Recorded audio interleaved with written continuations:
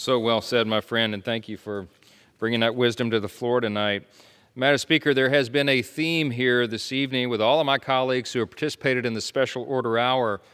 We have an energy crisis, the latest crisis, that has beset the American people because of terrible policy choices from this White House and the Democrats in Congress. It's just plain and simple. Those are the objective facts.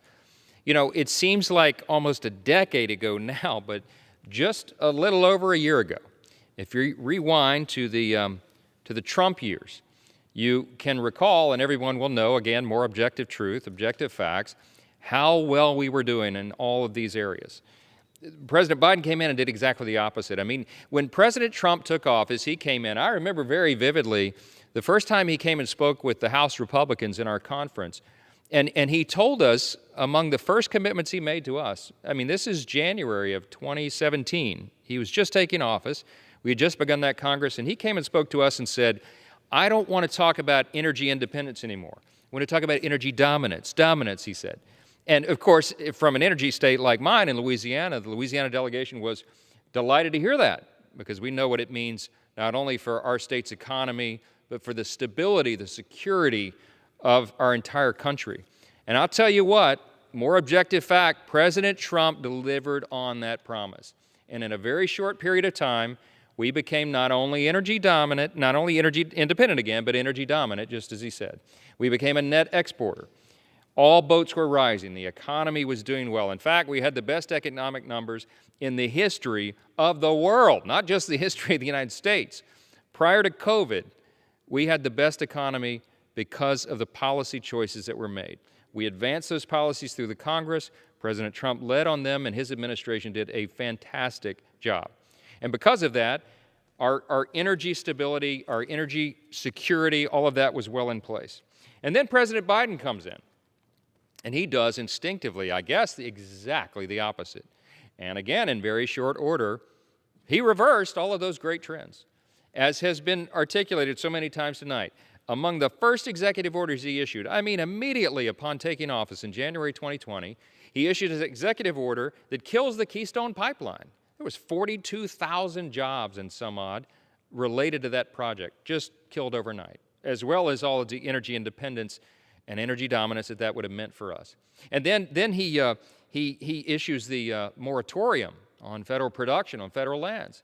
Well, that killed a state like Louisiana, not just on the land, but right offshore as well. Of course, that's a big part of our economy and the other energy states. It was just devastating. At the same time, while he's killing the Keystone Pipeline, he's ending federal production on federal lands, he greenlights the Nord Stream 2 pipeline. That was Putin's project. So he empowers Russia. He fuels the war machine for Putin because, of course, he can supply oil all over Western Europe, and that filled his coffers. Listen, it was mentioned tonight, these stickers that are on the gas pumps all over the country, these I did that stickers that has President Biden's picture. It's funny, we don't support vandalism, right? But, I mean, I see them all over Louisiana.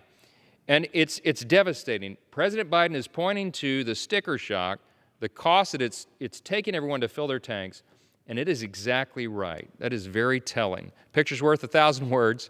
He is responsible. These are the results of policy choices. And as Mr. Franklin of Florida said a few moments ago, these problems are completely self-inflicted. And because of that, let's always remember they can be easily reversed. The president could just do the opposite of what he's done since he took office, reverse course, and fix this dilemma for the American people. But you know what? He won't do that. I don't know if it's because he's beholden to the radical left environmentalist agenda, the climate agenda, or if he has some sort of ulterior motive. I'm not sure.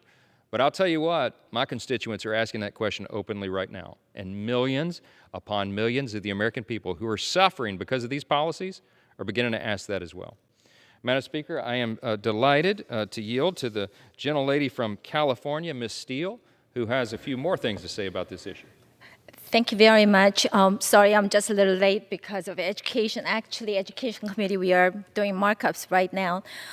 I rise to address the ongoing energy crisis and the impact it is having on families in Orange County. The picture you see here is a snapshot of what gas prices looked like for my constituents in the past week. But I heard, actually this is in Orange County, last week, same time in this is in my district, but in Sacramento, that we have actually hit over $9 per gallon. These prices have increased 30% in the last year. Gas prices in Orange County and across country are rising every single day. One reason for these skyrocketing costs is policies enacted by this administration that have weakened our energy independence and made us dependent on foreign oil. With the president taking the necessary step of banning Russian oil, it is even more important that we return to our former energy independence. We cannot turn from one foreign dictator to another to meet our energy needs. We have the resources right here to bring down costs and produce the cleanest energy on earth. I urge all my colleagues to join me in pursuing policies to secure our energy independence. Thank you, and I yield back. Thank you, Ms. Steele. So grateful you came to participate, and we know you are very busy. It's been a long day in the Education and Labor Committee. We're grateful you're doing that good work. Madam Speaker, I know that the time is winding up for our special order hour. There was a lot going on Capitol Hill today. Grateful to my Republican colleagues for coming in and participating and helping to share this very, very important message to the American people. There's a lot of spin going on in the country right now, from TikTok influencers to media types who are engaging in the spin for the White House at their request. And look, the American people see through it. They're making and being made to make difficult choices for their families. Hardworking Americans are suffering right now because of these policy choices. There is crisis after crisis after crisis everywhere we look because of, frankly put, poor leadership in the White House. I believe that we will have a change in all of this come November in the next election cycle, and with the presidential election it will follow 2 years later.